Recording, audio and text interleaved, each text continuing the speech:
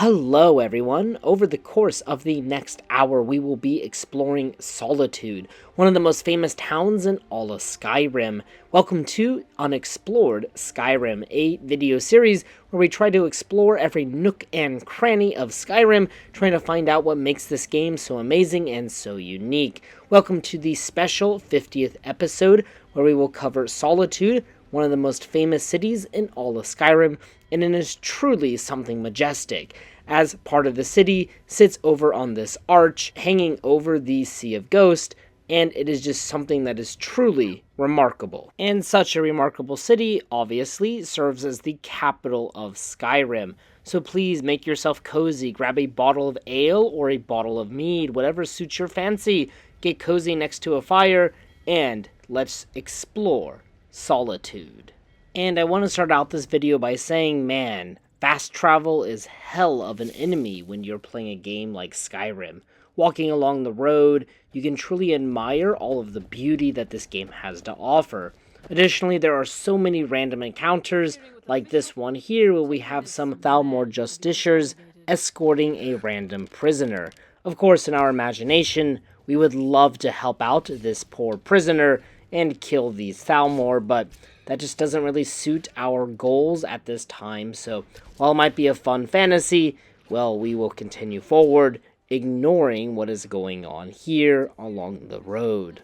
As we approach Solitude, we come down this very lovely road, and initially Solitude's entrance honestly looks a bit humble. It's not all so impressive, it's just one stone road leading up a hill. But before entering the city, let's check out Katla's farm, and before that we have Thayer here who drives the horse carriage outside Solitude. Anyways, as we make our way down, we will find the absolutely magnificent sight that is Solitude's Blue Palace. But that road leads us down to the docks. For now, we want to check out Katla's farm, which is this small farming area. You can find a lot of people and stuff here, obviously Katla's family. For whatever reason, Madesi, who lives in Riften, has a bed here. She's one of the owner of one of the beds here. Don't know why that is. Anyways, if you pick some of the vegetables, as you saw me do, and we go over to Katla, we can sell those potatoes and leeks to her, and she will pay us a little amount of gold for them, but this will make us her friend, which means we can take these horses without any penalty. Not that I need a horse at the moment, because, well, I have a horse, but if I did need a horse, I could come here. And inside, we can now take a lot of their stuff, including their gold. However, if something is too valuable, we cannot take it, but even though the gold is, well, quite valuable, we can take all of it for some reason, because, well, we are their friend for picking a handful of vegetables. But there are several buildings around Katla's farm that we can go inside and then loot. Of course, if you don't feel any kind of guilt for taking stuff from them, but they're our friends, and it's perfectly legal and perfectly okay now to take their stuff, of course, if it's not too valuable. Now, they are very kind, and I have to say this is one of my favorite farms or horse stables in Skyrim, simply because, well, it just feels very homely. Now, as we approach Solitude for the first time, the guard will talk to you and mention something about Roggvir. If you've come to Solitude to join the Legion, speak to Rika. If not, just keep your nose clean while you're here, or you'll end up like Roggvir. You're just in time to say hello to Roggvir. He's the sorry bastard who's going to be executed. A gate guard who let Ulfric's Stormcloak escape the city after he killed the High King. This will provide some context as to what is about to happen as soon as we enter the city. But before entering the city, there is this front wall of Solitude that we can climb up, and this would act as an initial defense mechanism, obviously, for Solitude. But besides talking about the practicality of what Bethesda built here, we will now enter Solitude, where we will witness an execution. They can't hurt Uncle Roggvir. Tell them he didn't do it. Positions. Sorry, you need to go home. Go home and stay there until your mother comes. Traitor! Get on with it! You should tell her that her uncle is scum that betrayed his High King. Best she know now, Advar. You betrayed us! You're all heart.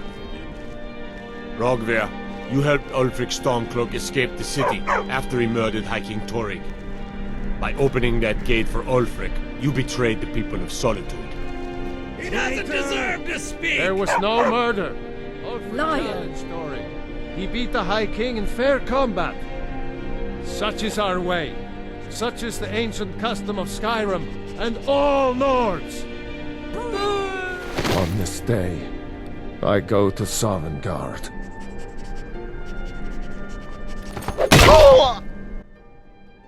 And with that, our good friend Roggvir, as well our good friend No More. Now on his body you can find an amulet of Talos, and you may or may not want to take this because it's part of a miscellaneous quest for his sister. Now the reason I say you may not want to take it is because it kind of glitches the quest out. Instead of the normal way to go about this quest is to take the amulet from the Solitude Catacombs where Roggvir is ultimately placed. Obviously he's dead. But this miscellaneous objective or unmarked quest, Return to Grace, is started by Savari. If we talk to Savari, she'll tell us that her mother, the sister of Roggvir, is not doing well, and that she wants her mom to return to Temple, that way she can hopefully get over the death of her brother, but she refuses. And if we talk to Greta, which is Savari's mother, then she will tell us that she wants an amulet of Talos, or something with Talos, because that is what her brother believed. So we can then go to the catacombs to get the amulet, or if you've already got the amulet, you will get some unique conversation like you will see here. My brother Roggvir wore a symbol of Talos. He kept it hidden on his person. If I had that, I can't go near his body. Would you get it back for me? Why did you? Never mind. It's a sign. I'll return to Temple. Here's something for your help. And even though we've completed the quest, we will not get the reward, and the quest objective will not leave our miscellaneous objectives. It will remain there forever, even though Greta herself is happy with us. Now, within Solitude, you will find these sewers, or like manholes, and fun fact, while the player character cannot go down these, the guards actually can. If you get in a fight with the guards, they will use this in order to catch up with you faster, and also you might see them kind of traveling around the city using the sewer system. Now let's go ahead and take a look at some of the shops within Solitude and get that part out of the way. The first shop I wanted to check out was Bits and Pieces, just to sell a bunch of my stuff because this acts as Solitude's general store. And as you can see here, Saima runs this store, and yeah, she is nice enough, but truthfully, besides it just being a store, there really isn't a whole lot going on in here. Now within all of Solitude's stores, there's a lot of area that is, well, kind of forbidden from the player character. I mean, not really forbidden, but if you go back there, these shopkeepers will follow you around. I mean, this is kind of their house, their private living area, and they're like, yeah, why are you wandering around my house? However, if you have companions like I do, I have Miko and Eric the Slayer, they can kind of block the shopkeepers and make it hard for them to follow you, meaning you can kind of steal and take their stuff if you want. Now the next shop is Angeline's Aromatics. As you might imagine, it's ran by Angeline, and this actually used to be a perfume shop mainly before the Civil War started with the Stormcloaks, but since then it's become more of a potion shop. And Angeline is nice enough. However, we find that her daughter went off to go fight in the war on the side of the Imperials, and she hasn't heard from her daughter in a long time, and she will ask the Dragonborn to talk to Captain Aldis to find out more information about her daughter, which we will do because, well, it will complete the miscellaneous objective and make us friendly with Solitude's people. And it's also just the right thing to do. Now, as you just saw within Angelina's Aromatics, there are some useful items that you could possibly steal, such as those apprentice robes of illusion, and also some blue mage robes, which are somewhat valuable and may be good for a new player. Now up near Solitude's castle or fort, we can find Captain Aldis, and he is responsible for training all of the new recruits to the Empire, to the Imperials. And if we ask him about Angelina's daughter, then we will learn that, well, unfortunately, she died. He tells us that when she was on a scouting mission near Whiterun, she just got very unlucky and found a large force of Stormcloaks, and then the Stormcloaks killed everyone in her scouting party. So very tragic, and after this we can return to Angeline and tell her the tragic news. Of course, she's going to be very broken up about this, and she will give us no reward, but she will commend us for finding out the truth about her daughter, but she also says she cannot thank us, and yeah, I mean, understandably so. We just became a bringer of some very terrible news. Now, as we head back outside, we can find Noster Eagle-Eye, who is an imperial beggar or just homeless man living on the streets of Solitude. However, he has a pretty heroic or tragic story. He fought in the Great War against the Aldemari Dominion, but during that battle, he lost his eye and was severely injured and was actually left for dead, but somehow managed to survive. And if you ask him, what's your story, old man? Well, it might seem a little bit mean at first, but this is actually the way to start the quest Dungeon Delving, where he will ask us to retrieve his old helmet from a randomly chosen cave around Solitude. And for me, the cave that was chosen was Steep Fall Burrow, which, as you can see here on the world map, is just west of Solitude. Anyways, I grabbed my horse and started making my way towards Steep Fall Burrow, and I had some very interesting encounters along the road. Now, the first thing that happened was I found these Thalmars still escorting this prisoner. Mind you, at this point, it's been several days since I first encountered them, so yeah, just kind of, I don't know what they're doing out there, but hey, you know, whatever, they can take their time. And eventually I found these Alakir warriors talking to this Red Guard woman. Of course, this is part of the, kind of, not part of the quest, but it hints towards the quest, the Red Guard woman in Whiterun. However, when I tried to help this woman, apparently she reported me to the, guards for killing these guys, so I got a 40 gold bounty on me. Thanks a lot, lady, for nothing.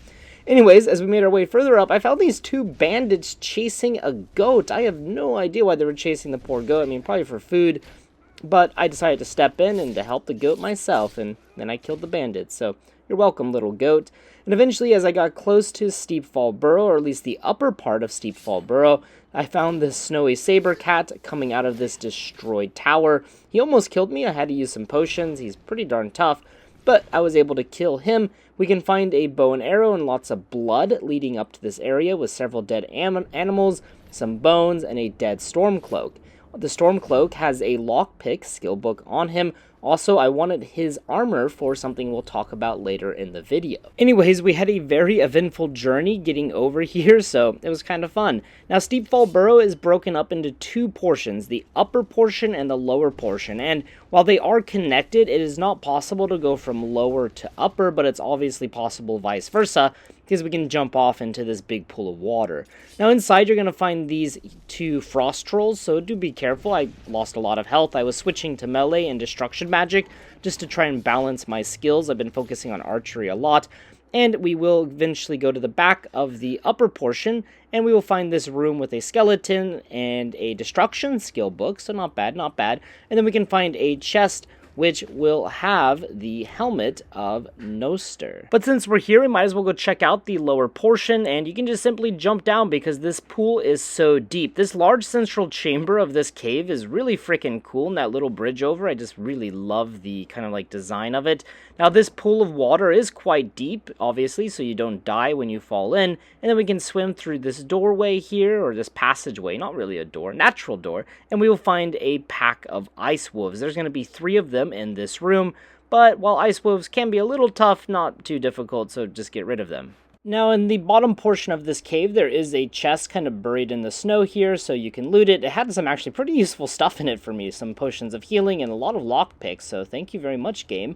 Now this ice wolf I just thought died in a funny position, and then up top here we can find this dead hunter who had some gold and a lockpick on him, also had a lot of iron arrows. So we'll go ahead and take that. And that's all there is to the lower portion. After that, we'll just go outside and we come out near the ocean, and then we discover the lower level of Steep Fall Burrow. And here you can again see it on the map. The 2 entrances are both marked. Anyways, I made my way back to Solitude, and I found myself being pursued by the guards right away because I guess that lady reported me. I don't know. Anyways, that's not very nice. But I just paid off my bounty, and then I went back to Noster Eagle-Eye and told him that I found his helmet. As a reward, he will upgrade your sneak skill by 1.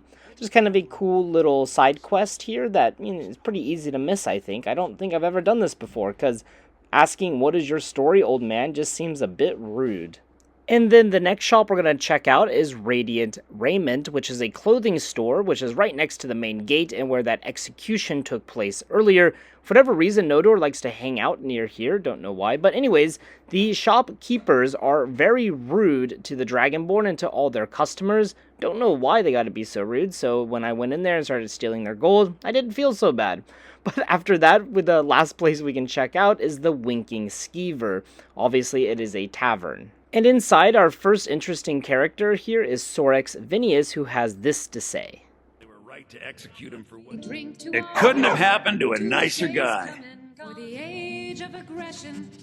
Listen, Roggvir and I grew up together. It was us, a few others, and Vivienne. Vivienne Onus. I have no idea why, but one day I told Roggvir I liked her. It was a stupid thing to do. He mocked me incessantly after that. From that point forward, every time Vivienne and I were anywhere close to each other, he made sure to humiliate me. He beat me up, dumped mead on my head, anything he could get away with. Once he even slipped a beehive into my bed. We were children, sure, but Roggvir never outgrew that immaturity or his cruelty. So any talk about him being an honorable Nord? Pure folly.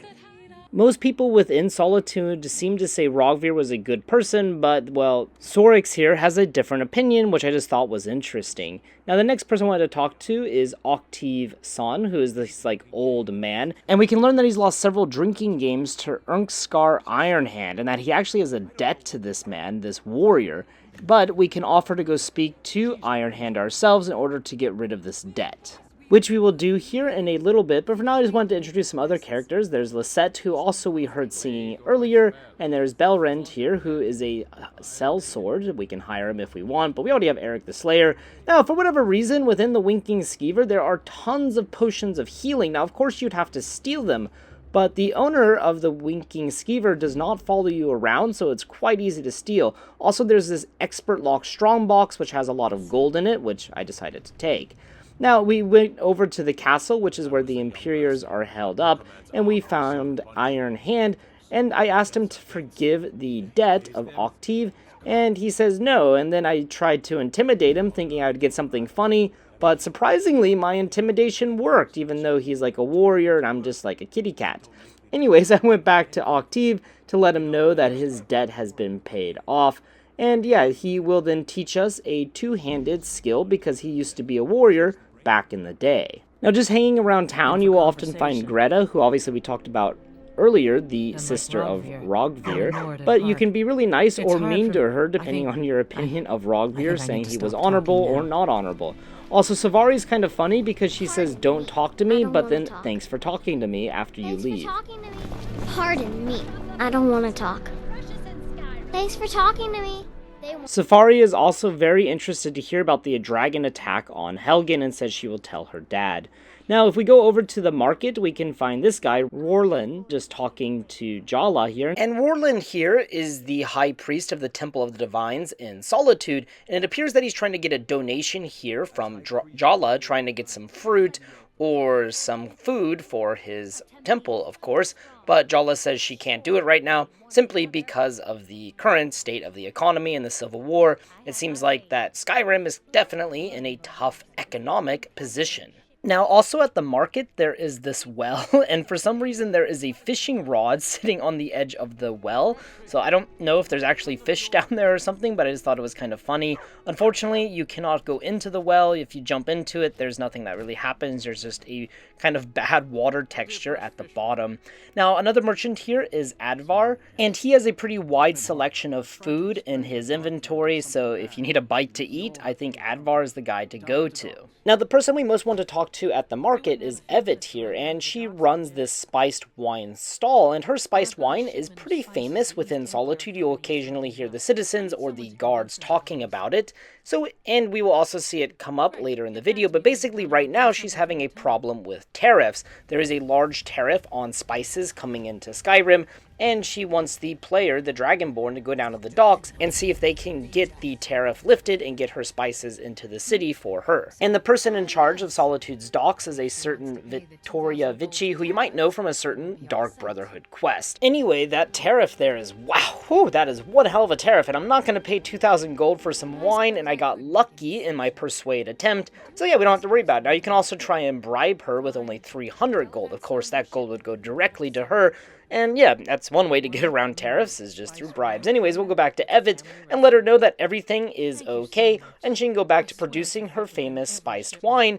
and it'll be cheaper now for the citizens of Solitude, because, well, that's just how tariffs work. Now, if we head on over to the Avenues district, we can find Dervinen, another homeless man that wanders around Solitude, but this man is a little bit more interesting than most of the beggars in Skyrim, and if you talk to him, he will ask the Dragonborn to help reunite him with his master. And we learn that his master went into the Forbidden Wing, also known as the Pelagius Wing, of the Blue Palace. The Blue Palace is the capital, or like the capital building, where the Jarl resides of Solitude, and he asks us to go there and to find his master. Now, the Avenues district in general is very elegant, very rich, very beautiful. However, as we approach the Blue Palace, you'll notice that this outer portion of the palace is covered in overgrowth, and it doesn't look very well kept.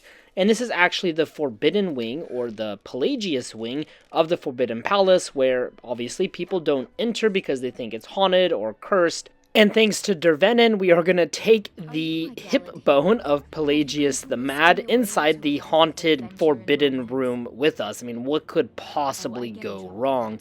Anyways, this bone is required to gain access to Sheogorath's realm, who is the Daedric Prince of Madness. And of course, the Forbidden Wing is usually locked, but we can convince Erdi here, or kind of, lie to her, to get access to the Pelagius Wing.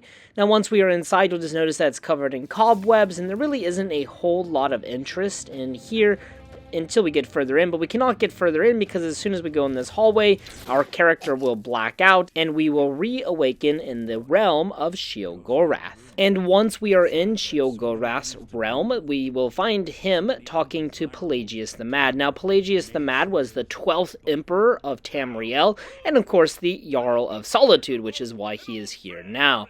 But yeah, apparently he was a bit of a crazy leader, or just kind of insane or psychotic, whatever the word you want to use is.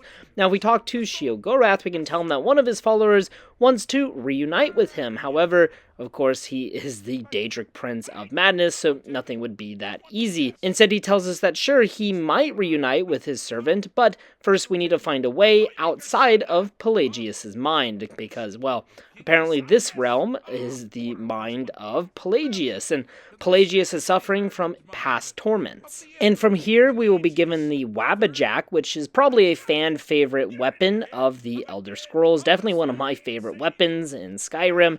And we have to go through like 3 trials in order to, well, kind of cure Pelagius's madness. Now, the first trial I went was Pelagius's fear, and his biggest fear was that he feared himself. He had a lot of self-loathing. So in order to do this, we just have to make Pelagius really freaking tall. It's actually pretty freaking simple, this one, and yeah, I think all of these are pretty simple. There's really no risk to the player character. Honestly, the only thing that makes this quest entertaining is Sheogorath's personality and his commentary on the situation. Sheogorath might be my favorite Daedric Prince, just because of, well, I mean, he is, of course, madness, but how crazy and how good his dialogue really is. Anyways, in the next trial, we have to help Pelagius overcome his nightmares, I guess kind of his external fears. We have a bunch of things spawn, like this hog raven, which turns into, well, beautiful lady, and stuff like that. And yeah, pretty simple. Just using the Wabbajack to, well, conquer his nightmares, and they all gather around the campfire and sing their campfire song. But after that, we will go back to the last and final trial, which kind of represents Pelagius's, well, emotional abuse and oppressive control he faced from his mother. And basically, in order to do this, we don't want to actually fight in the fight arena with the Flamer Frost Atronox, or whatever you want to call them. You actually want to hit Pelagius's mother on the other side, which will make her small and run off, helping Pelagius overcome his emotional abuse. And yeah, that's pretty much it for all 3 trials. Now, you might have a little bit of difficulty figuring it out, but yeah, for the most part, it's not too difficult of a puzzle. And we will go back to Sheogorath, and basically he tells us, if it isn't obvious though, that Pelagius, well, is not 100% cured, of course. He's still, well, kind of a psychopath, but we're not going to worry about dead psychopathic emperors. Instead, Sheogorath agrees to let us leave, and then Dervenin spawns back in the world, and Sheogorath says they are no longer on vacation and that they're going to go cause madness and stuff throughout, well, the world. Don't know if that's good or bad, but either way, it's a really fun quest. And Sheogorath allows us to keep the Wabbajack, which will turn any enemy into something random. It could be something terrifying, or it could be something really cute, like a rabbit. So yeah, we'll see it more later on. Anyhow, if you go further into the Pelagius wing, we can find a bed in here, and there's a book right next to it, Thieves of Virtue. Not a very valuable book, but if we go to the middle part of this lower room, we can find a lockpicking skill book, which is, well, pretty darn good. So make sure you pick up that bad boy. Also, I just want to point out, there's a butterfly in here, a butterfly in a jar. I have no clue who put that in there, but I just thought it was funny because apparently nobody goes into this part of the castle. But anyways, if we go to the Jarl for the first time, we will witness this meeting between Varnias and Jarl Elisif.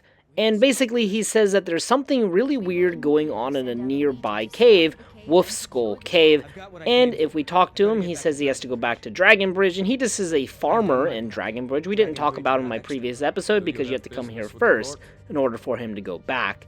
Anyways, we will now go talk to Falk Firebeard, and he will tell us that basically they were planning to do nothing about the cave because they just figured it was wolves or something like that, and they have bigger issues with the Legion, but he will offer us gold to go take a look at it ourselves.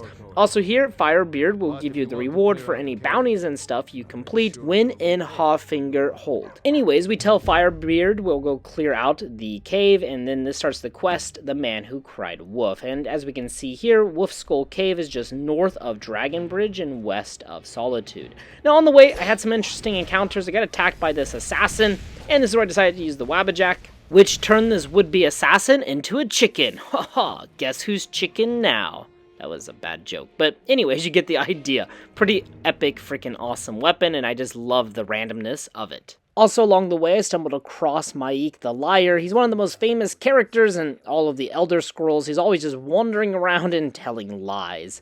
I mean, that's just his job, and I've already encountered him once before near Helgen. Good to see that our paths have crossed again. There's also like some legionaries going by as well. Anyways, we made our way to Wolf Skull Cave, and immediately some skeletons will come out of the cave. But yeah, pretty easy to deal with, especially when you got 2 companions with you. Skeletons ain't no match. Anyways, we'll go into the cave to kill some wolves. But of course, why are there skeletons coming out of a cave if it's just wolves? As we go in, we'll immediately find some Draugr, and yeah, just put an arrow in his chest, pretty easy. But quickly we realize that something else might be going on in here, because we find some apprentice necromancers. We'll put some arrows in them and, well, take care of them. We'll open this door and find that a portion of the cave has kind of collapsed, or yeah, caved in. Caved in. That works, yeah. Anyways, we'll find some more skeletons, and we have no choice from here but to fall down. Now, you can kind of slowly make your way down. That way you don't take any damage, kind of like Eric the Slayer was doing here too. But yeah, you just fall on these ledges, and then you can get down very safely.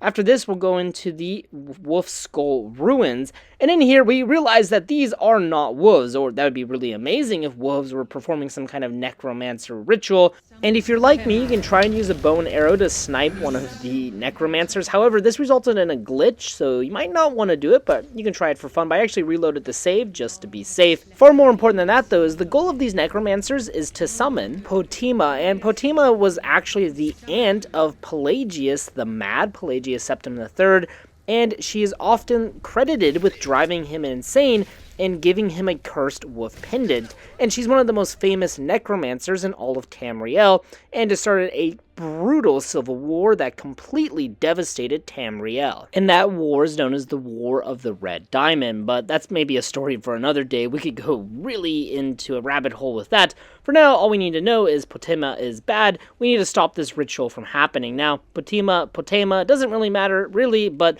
you will actually notice that some of the necromancers pronounce her name differently, depending on who it is. So yeah, just something you can listen to. But anyways, I do believe the correct pronunciation is Potema, just because that's what I listened to from other YouTubers.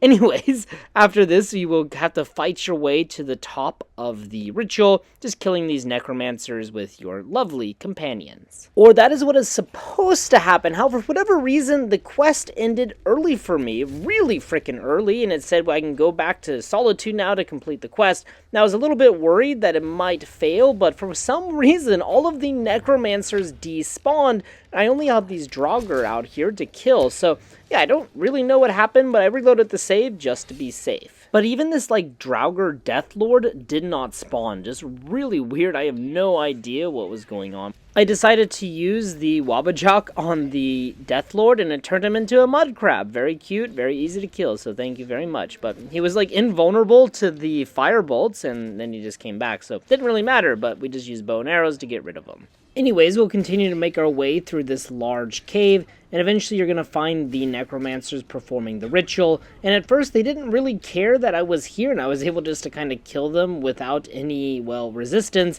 but as soon as I shot the leader, that's when they started getting angry at me. But you can see here the leader was just watching me kill her minion, which I thought was kind of funny, and then she continued just to stand still.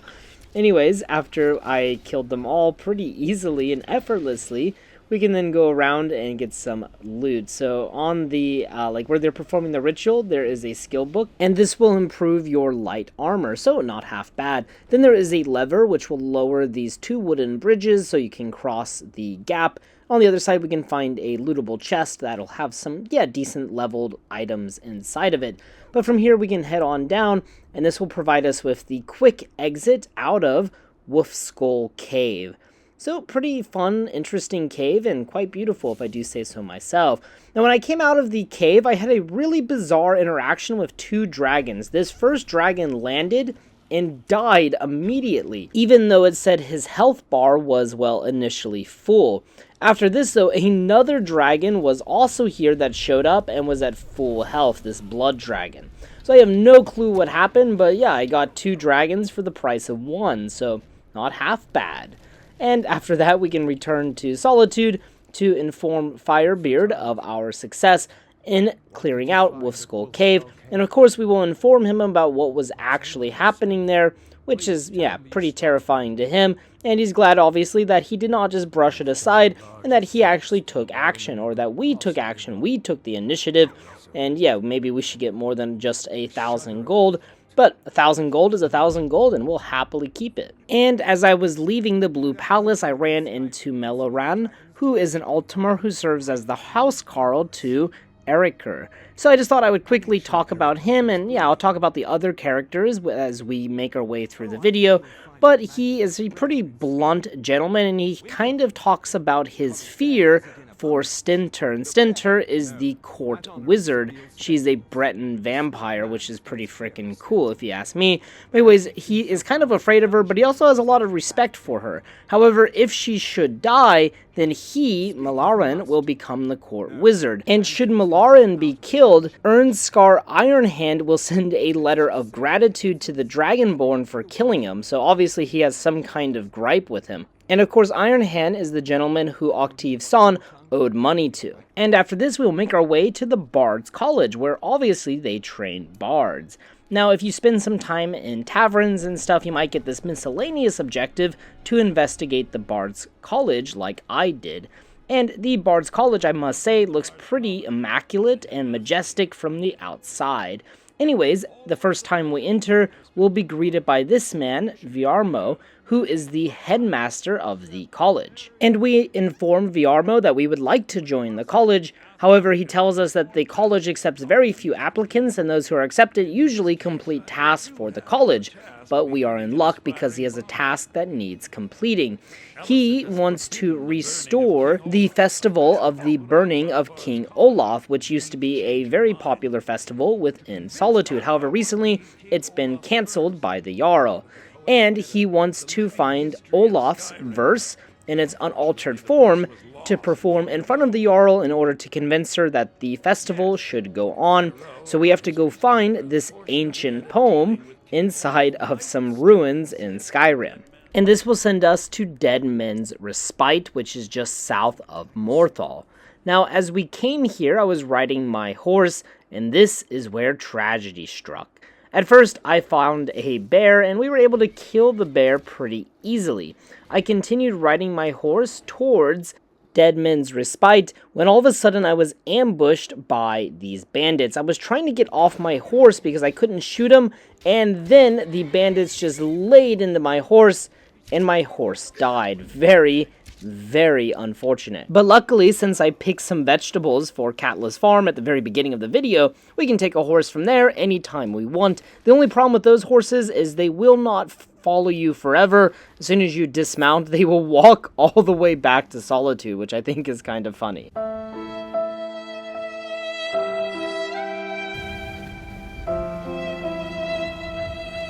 But from here, you can pretty much do whatever else you want with the camp, take the meat and stuff if you want. I decided to take the horse because why not? It's a free horse. And then after having a funeral for my dead horse, well, we finally arrived at Dead Men's Respite. And this is a very beautiful location, if I might say so myself, a proper place for a horse burial. But as we approach and look behind us, we can admire the true beauty that is Skyrim. But enough admiring, let's go ahead and go on inside.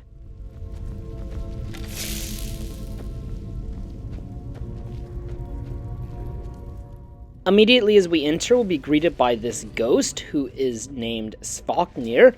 And Svafnir was a Nord bard who lived during the reign of King Olaf One-Eye. This is King Olaf's tomb.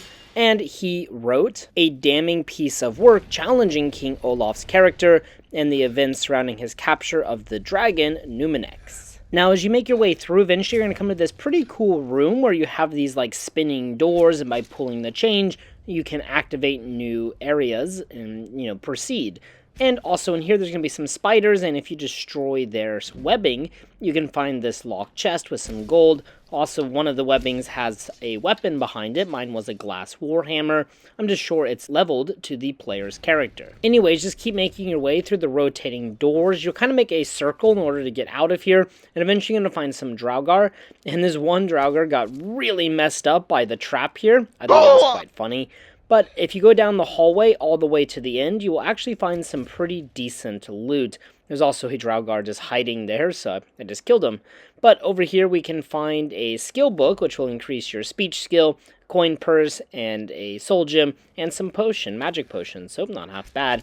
After this, you're going to enter a large room with a lot of these spiders, so just take them out. Pretty easy. Here you need to pull this chain, and you have no choice but to jump down. So from here on out, there is no turning back. So we'll just keep making our way through the tomb, obviously. And yeah, it's not very difficult, and it's just a lot of Draugr, as you'll see here. Now, eventually you're going to get to this room where you have these, like, swaying axes above you.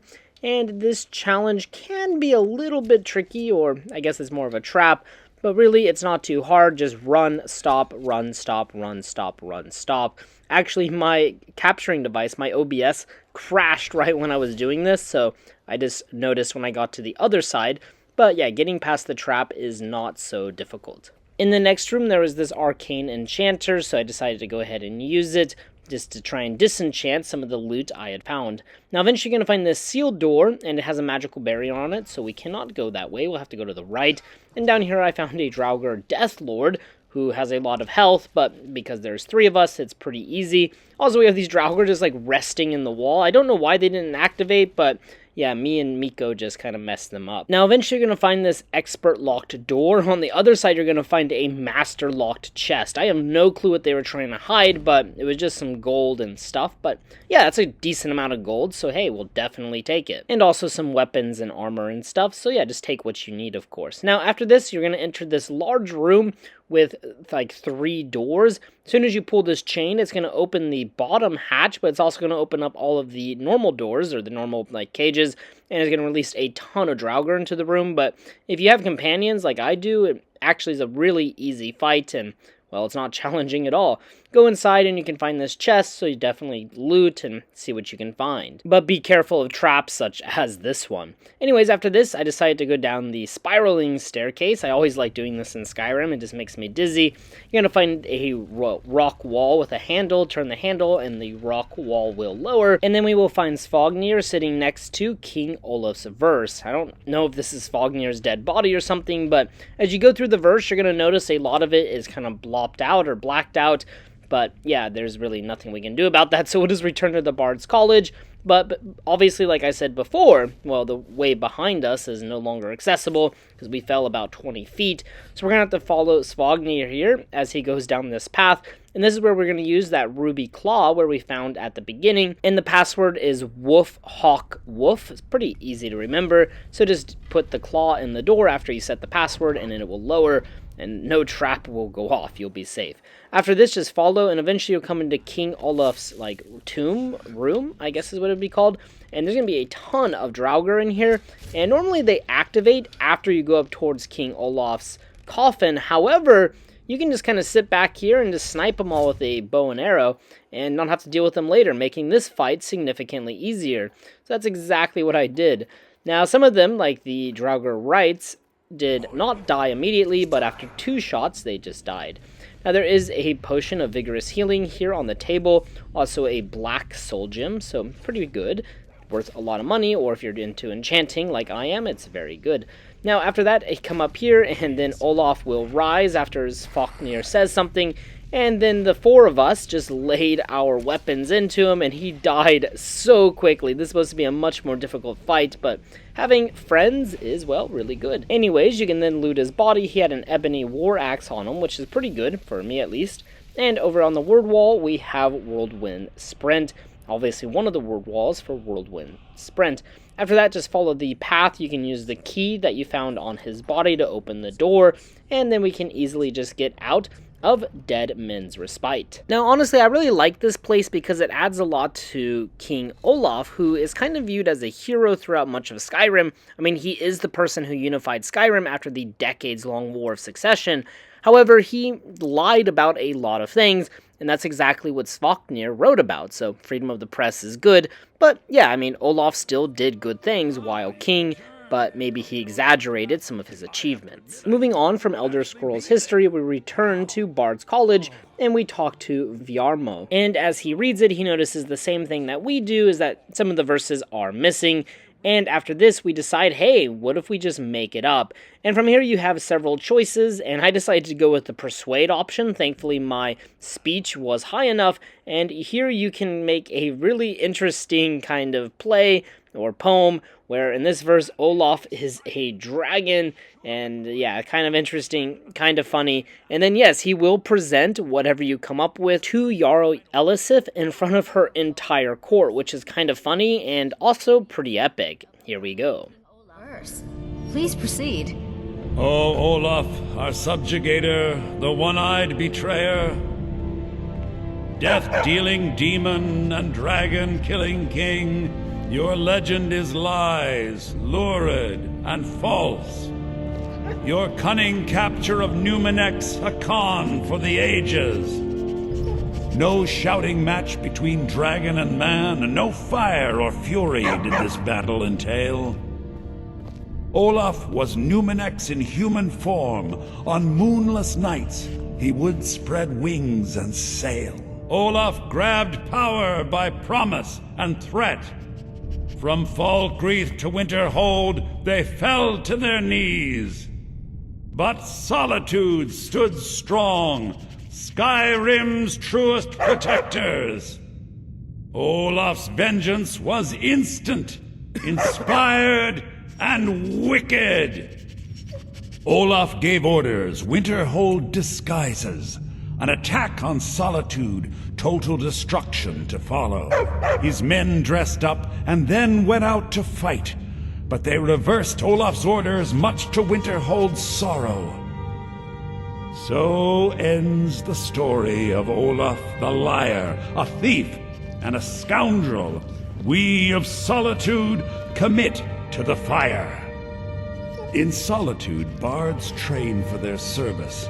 They also gather each year and burn a king who deserves it. So apparently this does convince Jarl Elisif to bring back the burning of King Olaf, which is obviously celebrated in Solitude. And if we go talk to Jorn after this, he will actually help us set up the festival, and it'll begin at nighttime. So just wait until 8 p.m., then talk to Jorn again, and he will say, well, looks like we're ready to go. The festival will be held just outside of the Bards College. There's going to be a lot of food stalls and spiced wine, and pretty much all of the citizens from Solitude will come to attend. It's actually a pretty cool and lively event, and all of the NPCs will have unique dialogue for the festival. And after completing this quest, the guards of Solitude will thank the player character, the Dragonborn, for bringing back the festival. I really like this because it feels like we're building a sense of community and that we belong to Solitude's community. So I just really like that aspect. It just makes the game feel a lot more lived in, which is just how a game should be. Anyways, Viarmo will give a little speech. He will thank the Dragonborn for obviously retrieving the verse of King Olaf, and then they will light, well, I guess this is the straw dummy is supposed to be King Olaf, and they will light it on fire, like so. And with that, you will be officially admitted as a member of the Bards College. Now, I do think the Bards College is a little easy to miss. There isn't a whole lot directing you here unless you spend a lot of time in taverns, then you might get that miscellaneous objective to visit the Bards College. And as soon as you enter, Viarmo will talk to you and ask you if you want to join, and of course if you want to, he will give you the quest. Pretty easy to join. Now from here, Viarmo will tell you that the other professors at the Bards College have miscellaneous objectives for you to complete, and these include finding Finn's lute, finding Pantea's flute, and finding Rorn's drum. Now, doing these will increase your skills, so there's definitely a lot of reason to complete the faculty quests. However, I do think it is a little sad that the Dragonborn can never really be a true bard themselves. That would be pretty cool if we could go around Skyrim singing songs and taverns and stuff and having, well, parties, but yeah, we'll just help them out nonetheless because, well, bards are freaking awesome. Now, after that, we can just talk to the people and hear some of that unique dialogue. Everyone is very appreciative, so it seems like a really dumb decision by Jarl Elisif to even attempt to cancel this festival. Now, following this, I decided to rest, and when I came back, the festival was still going on. This is not normal. This is a known bug during the festival, and honestly, it'll just continue non-stop until you leave Solitude for like 7 in-game days, and that'll reset the cell. Now, as we come up to the castle area where the Imperial soldiers are, we can find them practicing archery here in the courtyard. And the reason I wanted to show this is because this is one of the best methods to farm arrows. These guards will continuously shoot arrows into the targets, and then you can just infinitely take them. Additionally, if you sneak inside the guard's bedroom at night, or you just have really high sneak, you can replace their steel arrows with whichever arrow you want to be replicated, so really useful. Also here we have Captain Aldis, who is the trainer of new Imperial recruits, and yeah, he's a pretty reasonable, pretty nice guy. He has a miscellaneous objective for us to complete, finding a copy of the mirror. However, if you are wearing Stormcloak armor, you will have a very interesting interaction with him. What do you think you're doing, walking around dressed like a damn Stormcloak traitor? Is that right? Here's how the Legion deals with rebel scum like you. He will call you rebel scum and attack you, and you get a $40 bounty added to you. Now, you can obviously sheath your weapon, and then you'll be arrested. So, yeah, pretty interesting. Now, if you just say sorry, well, he'll just say, maybe you should take it off. Captain Aldis, though, is somewhat sympathetic to the Nords and to the worship of Talos. He even expresses sympathy and respect for Roggvir, but ultimately agrees that, well, that is what has to happen to a traitor. Now, additionally, I mentioned in my Morthal video, but if you talk to Gorm in Morthal, he'll ask you to deliver a letter to Captain Aldis. And the contents of this letter are about removing Jarl Idgrod Ravencrone from the seat in Morthal. And it appears if you talk to Aldis and deliver the letter that, well, this may have been a plan before the Civil War broke out, but since the Civil War started, he no longer wants to remove Jarl Idgrod. But we'll go ahead and continue looking around the castle door area. Inside of the castle, we can find the Imperial headquarters for the Civil War, along with General Tullius, who is pretty much the real leader of Solitude. If you talk to many of Solitude's residents, you will very quickly learn that Jarl Elisif is more of a figurehead, and that Tullius here is the real man in charge. Now on the map, if you click on the little flags, you will unlock or just have these locations marked on your world map from now on. I never realized that before, but I just thought it was really freaking cool. Now the first time you come into the castle, you will find Tullius and Legate Rika talking about Whiterun, and that Jarl Balgruuf does not want the help of the Legion. He does not want the Imperials in his city, even though they have intelligence that, well, the Stormcloaks might soon attack Whiterun. So obviously a very tense situation, and we can see the civil war going on. And we also see Tullius's tactics. He tells Legate Rika to, well, embellish some of their intelligence to try and convince Jarl Balgruuf to have Imperial soldiers. Now back out in the courtyard, we can find the Emperor's Tower. However, at this time, we cannot enter. Now, if we go up the staircase, we can find the Thalmor headquarters. Of course, the Thalmor is very interested in the affairs of Skyrim and the Skyrim Civil War. So, of course, their headquarters is very close to where the Imperial headquarters is. Now, there really isn't a whole lot inside of their headquarters, though, just a lot of wine bottles and food, and no Thalmor, so you can take whatever you want very easily. Now, you can also walk around the walls of Solitude, which is pretty cool. We'll talk about that more later. But for now, I just want to show the Temple of the Divines. Of course, there's a very famous wedding here, and there's various doors and stuff that you can use to get to different levels.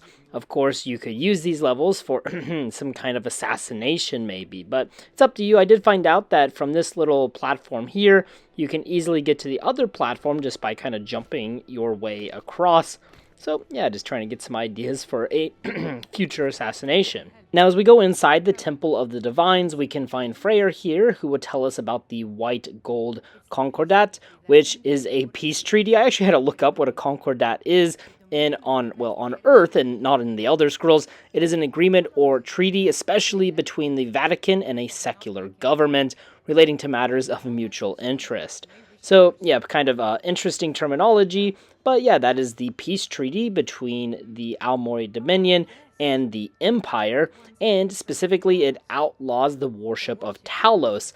Of course, Talos was the founder of the Third Empire and was the first to conquer all of Tamriel. And he is worshipped, or was worshipped, as a god by many, and, well, the Thalmor do not like that. And as we go into the actual chamber with all the shrines, we will notice that there are 8 shrines, there's 9 pedestals, so of course the Shrine of Talos is missing. And as we head back towards the Market District, we can find Beyrend here, who acts as the blacksmith for Solitude, crafting, well, weapons mainly for the Empire now, because of the Civil War, of course. And he'll talk about his work and how busy he is, and yeah, he's just making a living. And he also mentions, though, that he doesn't really care about the Empire, if they win or if they lose. He is just going to follow Jarl Elisif wherever she goes. Now, here I decided to sell some of the weapons and equipment I've been making or enchanting, so I can make some gold, which will be very useful later on. And finally, after looping all the way around, I found the man I wanted to talk to, Jari Ra. And in my Dragon Bridge video, I already talked about Jari Ra because I visited Broken Ore Grotto during that video, during a just random Radiant Raider quest that I got at the tavern in Dragon Bridge.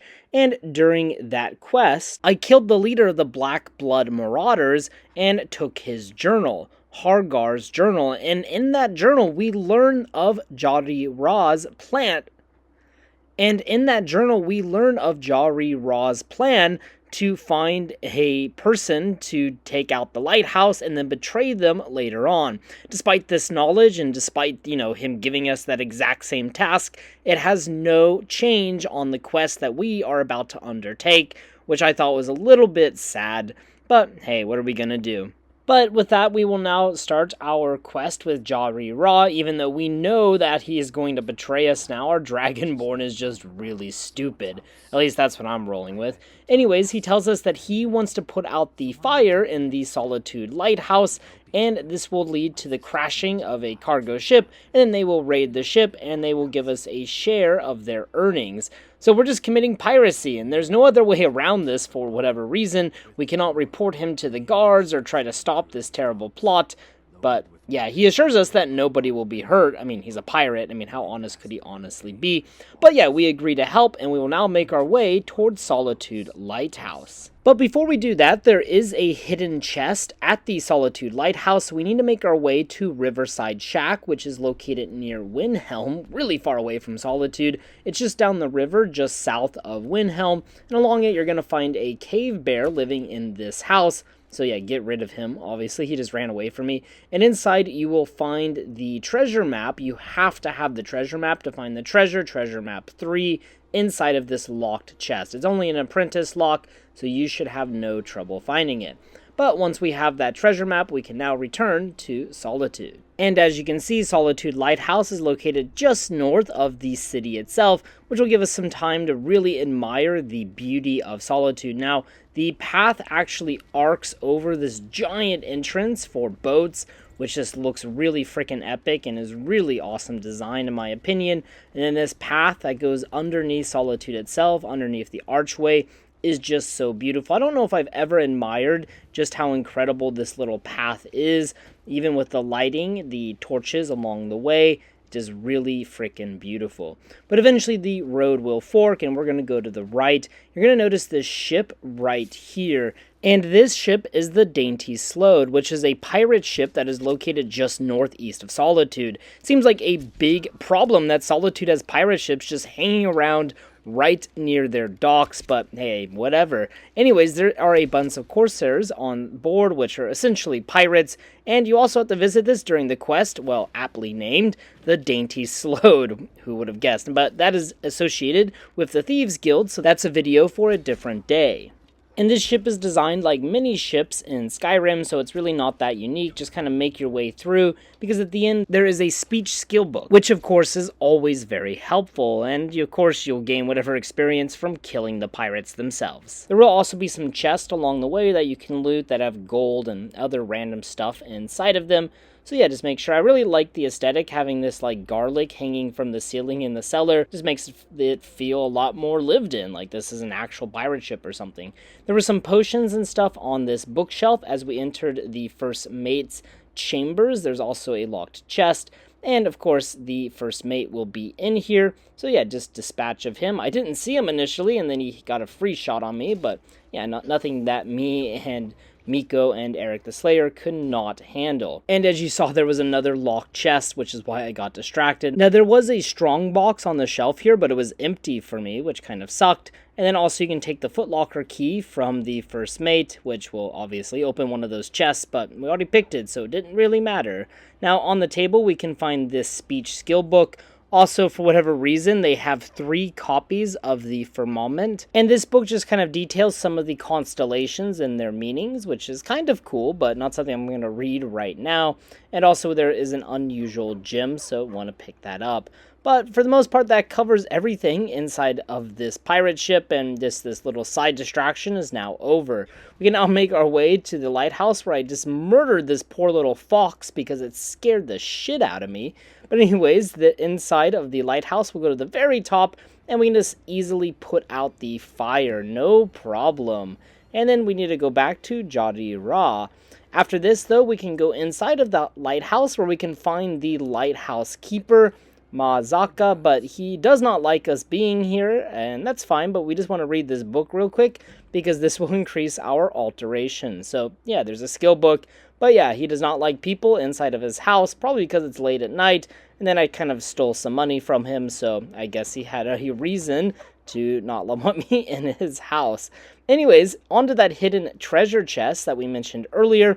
From the front of the lighthouse, you want to just go off to the side here, come to the front of it, and just fall down this little cliff here, and you will find the chest right tucked away. on the shore of the ocean, and yeah, just loot it and see what you get. Maybe you get lucky. It's always random, of course. And we'll go back to Jari Ra, and he'll tell us the good news, or maybe good news, that the ice runner did crash, and he tells us the location and that we should head there right now. This will now allow us to discover a new location that was previously not there, so changing the game world by the player's actions, always something I love in Bethesda games. And here you can see the location of Ice Runner. It's actually near Windstad Manor, which is where the player character can, of course, build their house on the land that he or she purchased from the Jarl of Morthal. Anyways, as we approach the Ice Runner, we will now find the Black Blood Marauders, obviously, and for the time being, they are still friendly. However, something is awry because they promised us that they would not kill the crew. However, as soon as we board, we find that the entire crew has been murdered. So not only are we now accomplice to, well, a shipjacking and piracy, we're also, well, yeah, murderers. Well, accomplice to murderers. Anyways, as we go about the ship, you will find that everyone is friendly. It's just a standard Skyrim ship. It is worth noting that inside, nothing will respawn, so technically it is safe for player housing. Eventually, we find Dija, and of course, she is business partners with Jari Ra. Anyways, she's the one that informs us that they are now going to betray us, but this seems like a very inopportune time because, well, it just seems like it would be a lot smarter to betray us on the deck of the ship where there's a lot more pirates, or in a small room, or anywhere other than here where she is all by herself, surrounded by my dog and Eric the Slayer. Anyways, we promptly dealt with her, and we find a note on her body, which we learn is her brother, and basically telling her to go to Broken or Grotto, and this is where the loot and stuff will be stored. So you can take whatever you want from the pirates and from Dija, and then make your way out of the ship. It's pretty easy. The Marauders are not too difficult. They're really just like typical bandits, but they are specially named. So make sure you loot as you exit, but inside of the ship, there is nothing of really interest. So yeah, you can try and find something, but yeah, again, nothing of interest. And as we come out, we will then kill the last of the Marauders, and then make our way to Broken Ore Grotto. Now, if you want to see a more detailed breakdown of Broken Ore, then you should check out my Dragon Bridge video, where I went pretty in depth about it, but here's the location just northwest of Solitude. And I do have to add that this place is freaking gorgeous. It is one of my favorite locations now in Skyrim. Just the cave aesthetic with the pirate ships and this like kind of makeshift platforms and rooms I think is really cool.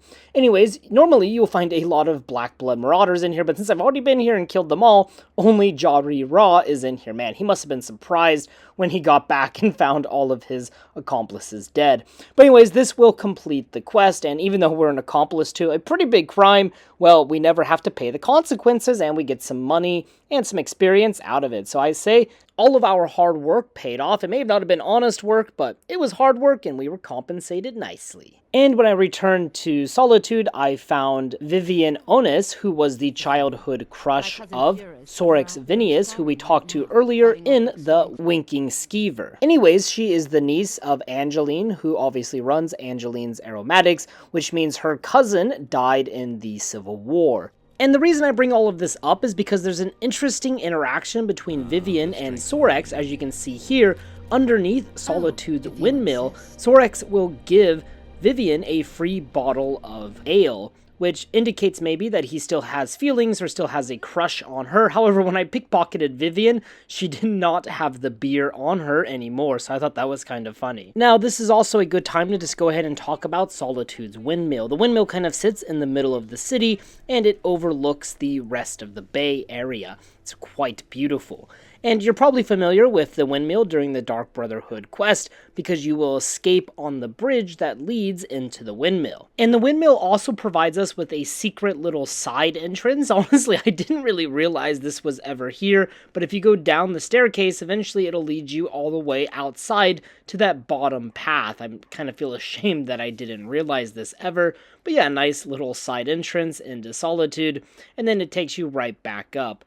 Additionally, if you go to the top of the windmill, like I said, it takes you to that bridge where you escape during the Dark Brotherhood questline. Of course, this is the Emperor's Tower. However, you can enter at least the first room of the tower, And inside, surprisingly, you can take anything you want, and it's not considered stealing for whatever reason, but really there isn't a whole lot to take besides a few potions. And after this, we've done enough now to become Thane of Solitude, which is quite a prestigious honor, one of the best holds probably to have that title for. However, before we will get it, even after assisting 5 people in Solitude, which we already did through just the objectives and quests we've done so far in this video, Jarl Elisif has a special quest for us to complete, and then she will bestow upon us the title of Thane. Her husband, Torrig, was the High King of Skyrim before Ulfric's Stormcloak killed him in a duel, and that kickstarted the whole civil war. And Elisif wants us to deliver his war horn, her late husband's war horn, to a shrine of Talos. She asks us to go to a shrine that is kind of nearby to Whiterun. So we'll go ahead and make our way over there. Pretty easy since we've already explored Whiterun and know most of the locations in the area. And we can just simply go up to this little open cave where we can find a shrine of Talos. There really isn't a lot in this cave. There was one soul gem, there's some gold. But yeah, we'll just put the war horn right there on the shrine, head back to Solitude, and now we will be asked to assist 5 people around Solitude. However, we've already done this, and because of the fact that we did the Return to Grace quest a little bit differently by picking up the amulet off Roggvir's body, well, this kind of glitched out. It said help the people of Skyrim, 5 out of 5, incomplete. But once I helped out the 6th person, it was okay, it went away. But just be aware, it does count towards the title of Thane. She still gave me the title of Thane, but the quest objective in your menu will not go away for whatever reason. Kind of annoying, so perhaps it's not worth completing Greta and Roggvir's quest that way. But in order to actually purchase property, we need to first buy a house, and currently I don't have the money to do that, so we will do that later in the video. Now I want to talk about some of the court of Elisif, and one of them is Erikr, and Erikr is a bit corrupt. He's all about money, and he will do anything to retain power. Now originally, Elisif was going to be killed in a side quest, if you wanted, of course, and then Erikr would have taken power. However, that side quest was cut from the final game, but through the use of mods, you can still do that quest, and Erikr can become the Jarl of Solitude, even though he's not a very good person.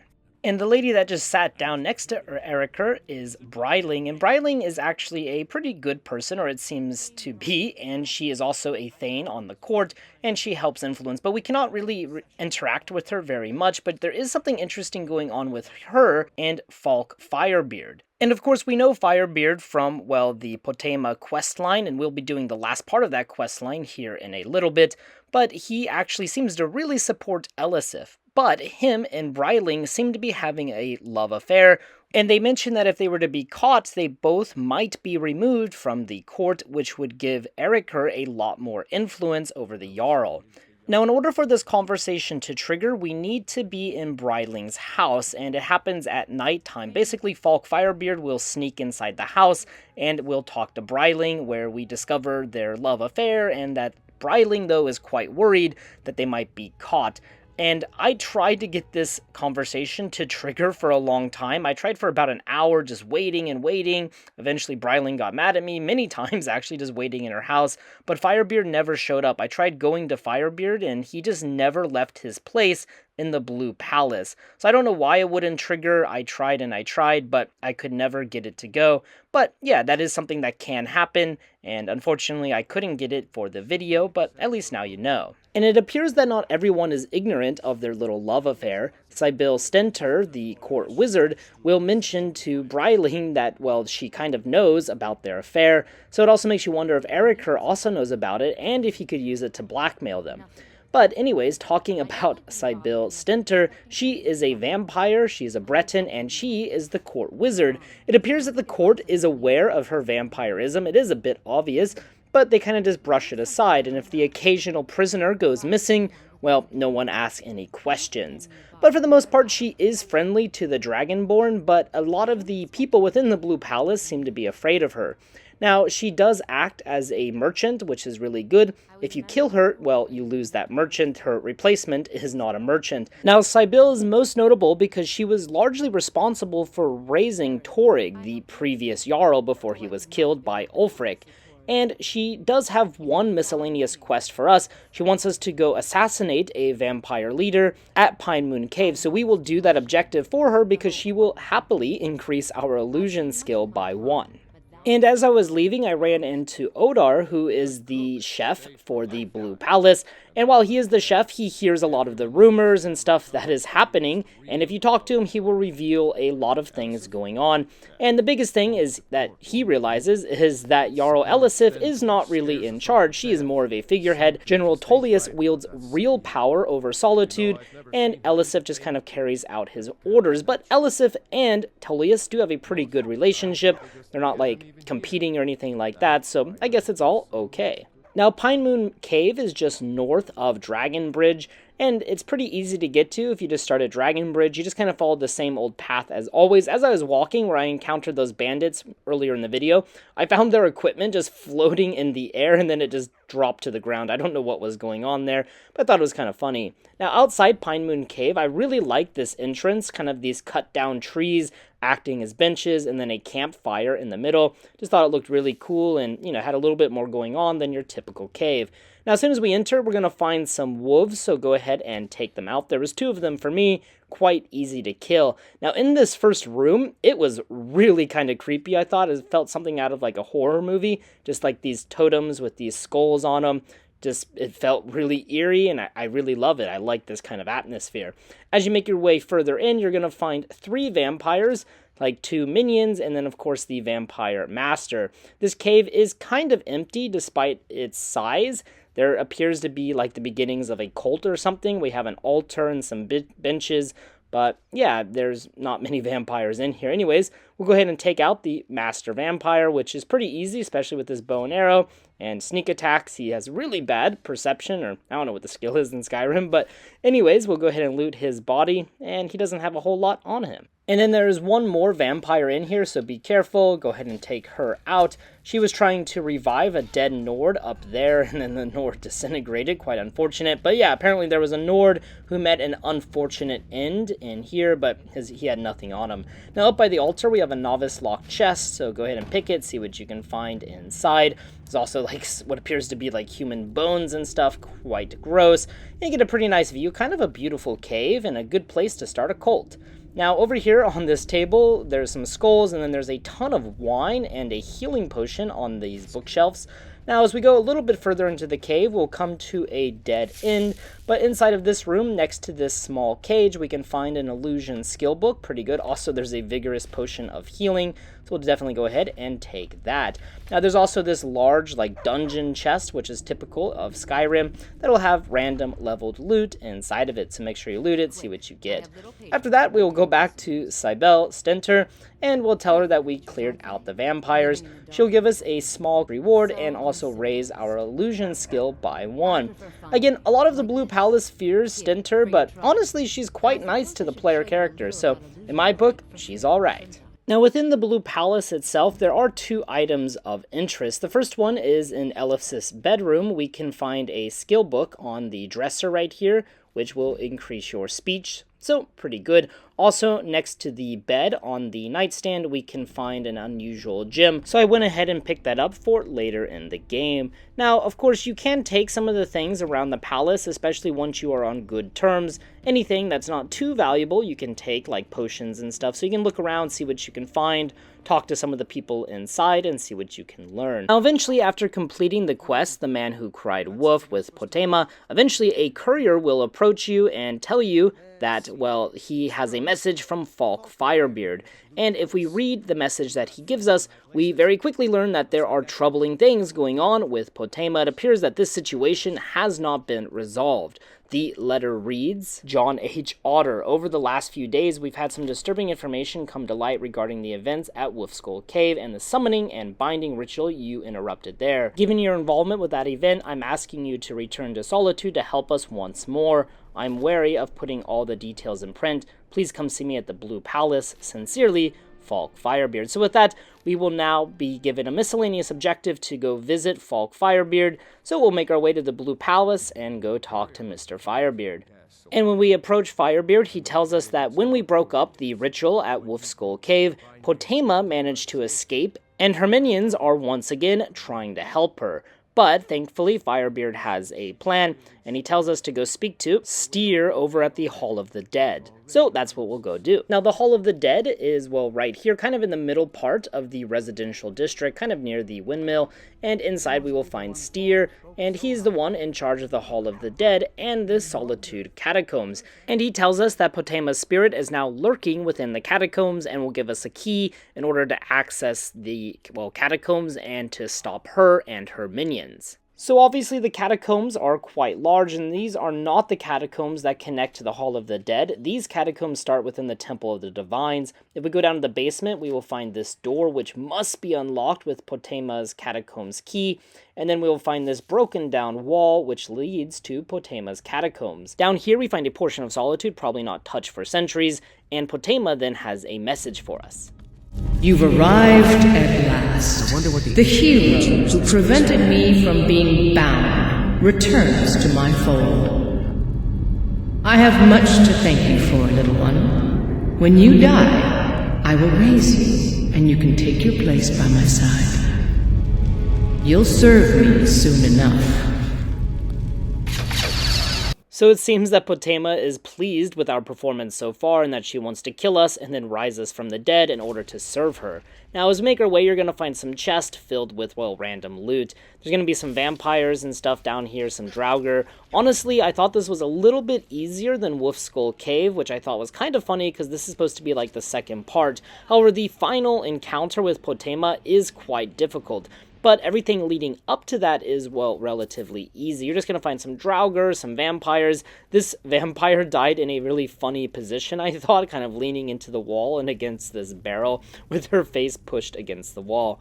Now, inside of this area, there's going to be some oil on the ground, so be careful. There is a skill book, so make sure you pick that up because, well, why not?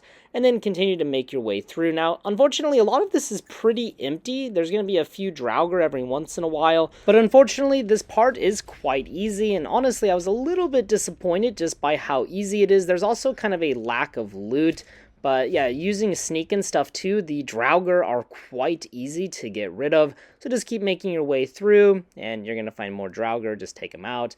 Really easy. Eventually you kind of come to a portion of the cave where there was some really cool lighting, so I figured I'd slow down the video. I just really like this kind of fire lighting and stuff, and then a vampire off in the distance. So just take them out though as you need, and pretty easy. Now, eventually you're going to come to this portion of Potema's catacombs where there's like some water, and the Draugr comes like crawling out of the water. I thought this was really cool, and something that I wish was utilized more in the Elder Scrolls or in Skyrim. I don't know, I just thought it was really kind of creepy, and yeah, it just kind of reminded me of Game of Thrones or something with the way the White Walkers sometimes walk. So I wish there was something more like that throughout Skyrim, but anyways, watch out for this trap that almost, well, could have killed me if I didn't have armor on maybe. And eventually you're going to come to this wide open part, and there's this portion where it leads outside above you. I have no clue where this would be, but perhaps it's somewhere in Solitude, perhaps it's somewhere just outside of Solitude. But there's going to be a chest here, make sure you loot it. There was actually really good loot inside of it for me. Eventually you're going to find this lever, which starts spinning this wall, and you just have to wait for the wall to open up, and then you just pass on through. Pretty easy to get through. And then next to this fire pit, you can find some healing potions and stuff. I highly recommend taking them just because we're about to have a pretty difficult fight. Now, as we go through this double door, we find Potema's refuge. And here there's going to be more, well, who would have guessed, Draugr. So just go ahead and take them out. For me, Miko, and Eric the Slayer, it wasn't much of a problem. But these Draugr Scourge do have a lot of health.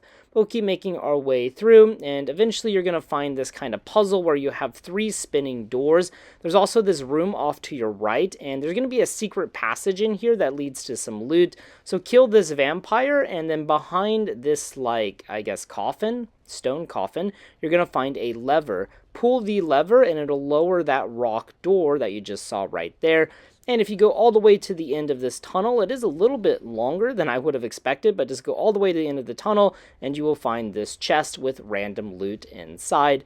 Not bad, also got another healing potion, so we'll happily take that.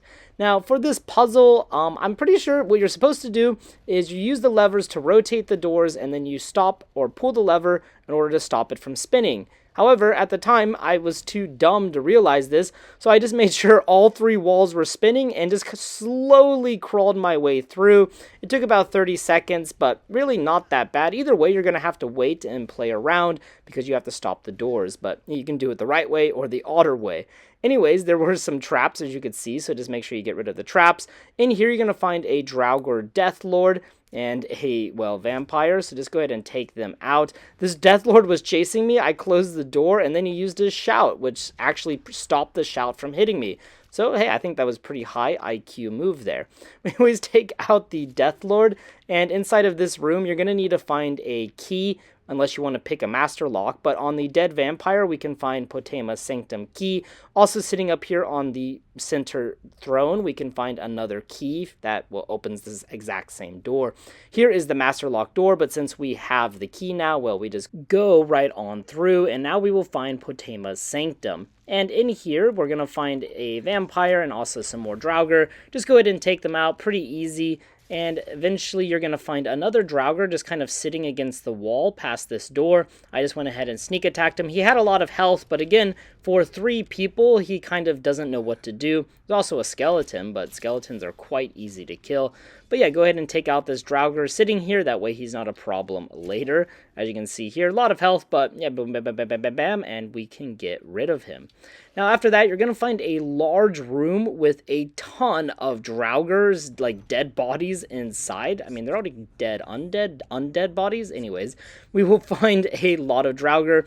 It is actually worth your time to loot these bodies, because some of them had like ebony boots, ebony armor. There was like this circlet that was worth some money.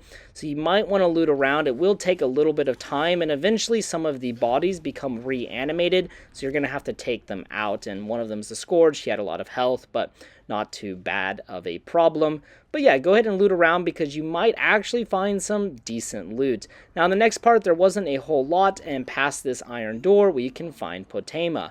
Inside of this room, you're going to have a pretty difficult fight depending on your level. I found this to be kind of challenging because Potema's beam comes around. In my first attempt, Miko died, my dog, so I decided to restart. And the second time I was able to not kill Miko. I think it was my fault the first time. But anyways, I found us staying on the outer edge using my bow and arrow. Eventually, though, you will take magic damage from this magic beam that comes flying around. But for the most part, it's not enough to kill you. So just take out the Draugr from far away. Eric the Slayer was being an absolute badass and just being an absolute tank as the Draugr surrounded him, but eventually you'll kill all of the Draugr, and Potema's spirit will like fly away into the next room, and our goal now is to retrieve Potema's remains so Styr can perform some kind of ritual in order to put Potema's spirit at rest. Now, as you can see here, it flies into the next room, and here we actually have to fight Potema herself, or at least her spirit. But this fight was actually quite easy because there was 3 of us, only 1 of her. Her AI kind of gets confused, doesn't know what to do. Bada bing, bada boom, and she is gone. After that, we want to take Potema's skull, which counts as her remains. There is a dungeon chest for us to loot, so make sure you see what you get and take it with you.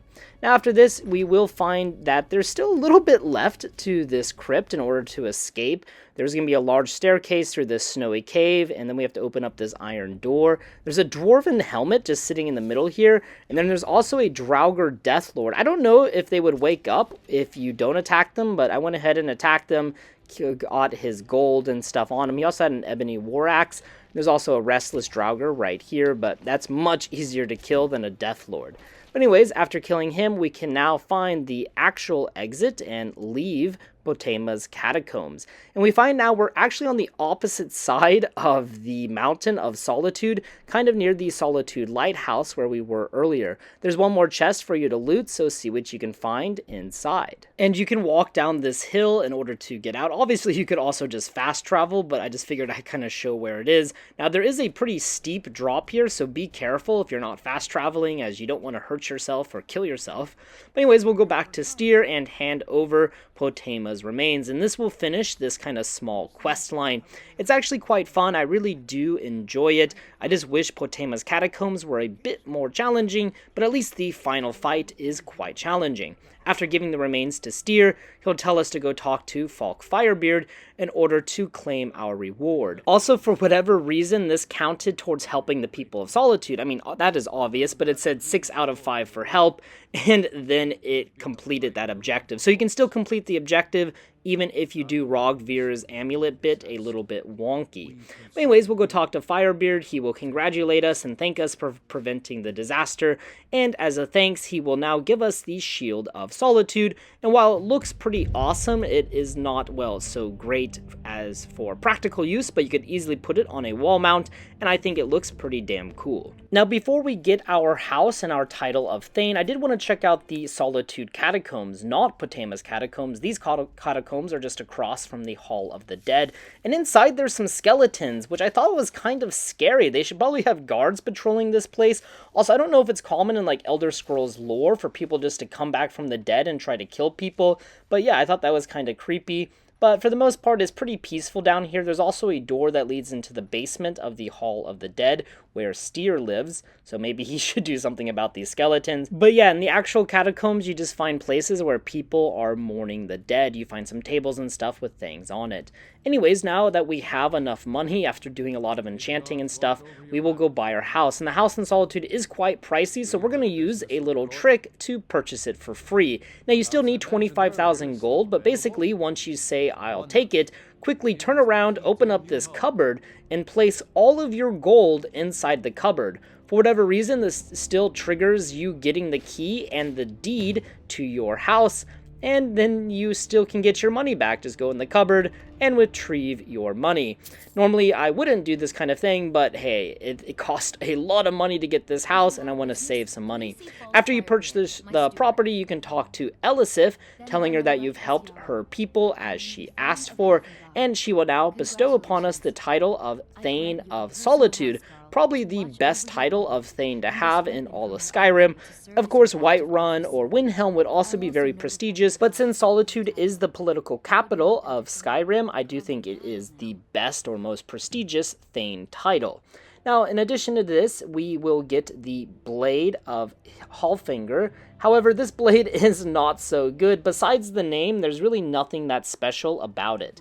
Now, after this, we will now go to our house. This will pop up as a miscellaneous objective, and your new house is quite big. However, at first, it is quite, well, there's a lot of spider webs and stuff, and you can see that it has not been lived in for quite a while. But by talking to Firebeard, you can upgrade the interior, get new things. For whatever reason, in the basement, there is a troll skull. I have no clue why this is down here or what was going on.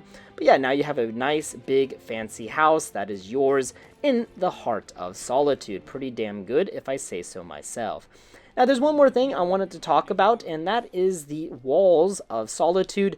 Right near where Roggvir is executed, you can climb up this staircase, and you can find a wall that, well, you can get on top of, obviously. But yeah, you can get some really beautiful views of Solitude and outside of Solitude into Skyrim. So definitely worth checking out, and I just felt like this is a place that most players would not spend time going to. I definitely never remember coming up here, so I just wanted to give it its time in the spotlight and just point it out. After so much adventure and just running around for Solitude, it was kind of nice just for a moment of peace and quiet and to enjoy all of the sights that Solitude has to offer. And finally, one more thing I wanted to show off is directly underneath the Blue Palace is a small fishing camp. Now, this is only in the Skyrim Anniversary Edition. It's part of Creation Club content that was eventually just added to the base game. We can find this like little table. There's a statue of a man here. I don't know who that is a statue of. And we have this little cot. There's a lot of wine and stuff around too. Empty wine bottles as well. So somebody was having quite a good time just fishing and admiring the scenic view. Now, while I was here, I was also attacked by a dragon. I was just kind of relaxing, and all of a sudden, the screen started shaking, and this dragon landed out of nowhere. So me and my friends, well, we killed the dragon, and we'll happily take a dragon soul and some dragon bones and scales. Now inside of this book here on the table, we can find a report on Atronach Forge experiments, and this journal has recipes inside that we can use at the Atronach Forge inside of the Midden in order to create summoning staffs, certain spell tomes, elemental staffs, and even hostile Atronachs, and sometimes a potion. So you can use these experiments and, well, experiment.